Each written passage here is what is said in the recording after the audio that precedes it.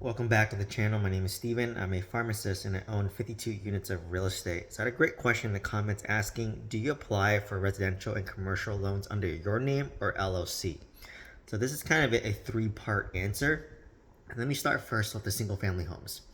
So because I house hacked most of my single family homes, which means that I lived in it as a primary residence, I was able to do a lower down payment of 10%, and I had cheaper insurance and better interest rates because it was under my name, right? They look at my debt to income ratio. So they're looking at my credit score, how much debt I have, how much income I make, and then from there they decide if I qualify or not, right? So I house hacked three homes, like, about a year and a half apart, and each of them I bought under my name, conventional loan as a primary residence, which typically has the best interest rates, the best terms, and it's because they want to encourage people to own homes. So with those properties, they're under my name. But something that I did was after I rented them out and I wasn't living them anymore, so I moved out of a house, I rented it out, I transferred the properties under an LLC. So they're under an LLC. However, the loan is still under my name, right? So the loan's under my name personally, but they're held in LLCs now, right? So I know some people, they will um, refinance it into an LLC, but at that point, most likely your interest rate's gonna be higher, and it's gonna be more expensive, right? So for me, I don't want to lose my great interest rates of 3% on average. So when I transfer into an LLC, I want to keep the loan still, but still under my name, right? So that one's kind of a half answer, right? Because loans under my name still, but the property title's under an LLC, right? And then when you transfer from your name to an LLC that you own 100%, the property tax does not get reassessed because you're still the owner of 100%. Now, if I transfer it to an LLC that I own 50% of, then they're going to reassess your tax, right? So that's for single family home. So to kind of summarize single family home, it's under my name first, and then I transferred it to an LLC. However, the loan is under my name, right? So, it's still technically under my name. For commercial real estate, so for my 20 unit apartment complex, my 26 unit apartment complex, my mobile home park, I purchased these under an LLC that I was 100% owner of. That's called a single member LLC. So pretty much I bought my 26 unit under, I'll just call it Blue LLC, and then I bought my 26 unit under Red LLC, and my mobile home park was Green LLC, right? So each of these are different LLCs that I own 100% of because I'm a single member LLC. I don't have partners.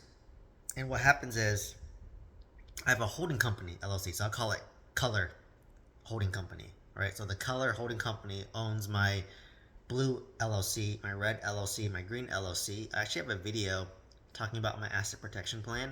It's an older video, but if you search it in my channel, asset protection, you'll find it. So check that video out for a more detailed breakdown. But pretty much I have a trust which owns my holding company, which then owns my LLCs, which owns my real estate.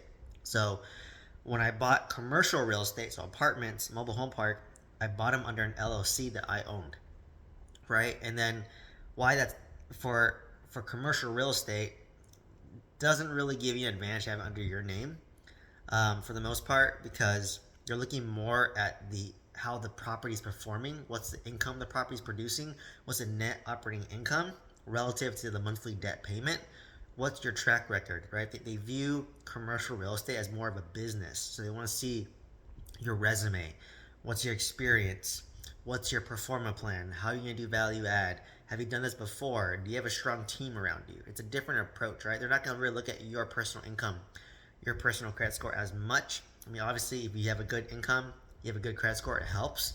But for commercial real estate, they look more at the asset first and you second. In residential, they look at you first, right? And your debt to income ratio. So that's kind of the approach I took, right? So, if you're in California like myself, for each LLC that you own, you have to pay the California Franchise Tax Board. I think it's like $800 a year.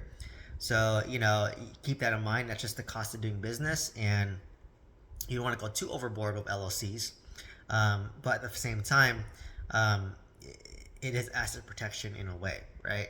So It's just something to be in mind of. Like I went a little bit too intense with LLCs, and I kind of start to scale back. But what I typically do is, if I let's just say I were to buy a 30-unit apartment complex that's value add, I'm going to renovate it. What I'm going to do is I'm going to put that in its own LLC, because when I'm renovating it, it's more risk, more liability. But once it's stabilized, everything's renovated, it's rented out, I may transfer it to my LLC where my other apartments are, because now they're more stable with less risk, right? Or I just can keep those properties in its own LLC. Nothing wrong, right? It's a really personal, um, whatever works for you, whatever is your comfort level. So, to kind of summarize this video, I want to make it quick. For residential real estate, it's under my name. The loan's under my name. So they look at my income, my credit score, um, and from there, it gives me the best rates typically. And then I transferred it to an LLC, but the loan is under my name as well, right? So if you look at my credit score, you will see like my loans for my primary residence on my credit score. However, like for example, I have a loan through like, let's say like Loan Depot, for my single family home. And if you look at my credit score and Experian, you could see that loan.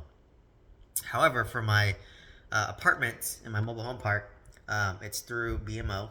And if you go on my credit score and Experian, you won't see it. It doesn't show up because it's not under me personally. It's not tied to my social security number. It's tied to my LLC, which has an EIN number, which is the LLC's social security number in a sense, right? So that's what's nice too, that it doesn't show up on your credit score, versus my single family homes, which like I said, they're under LLC, but the loan's under my name. It still shows up in my credit score, right? So, kind of high level, residential, I bought under my name. If I were to buy investment properties that I have no intention of living in, then I'll probably buy it under an LLC, right? But just know that your interest rate may not be as good, so you want to compare. Okay, get a quote for the loan under an LLC versus get a quote for the loan under your personal name, and see if there's a big delta, a big gap, big variance.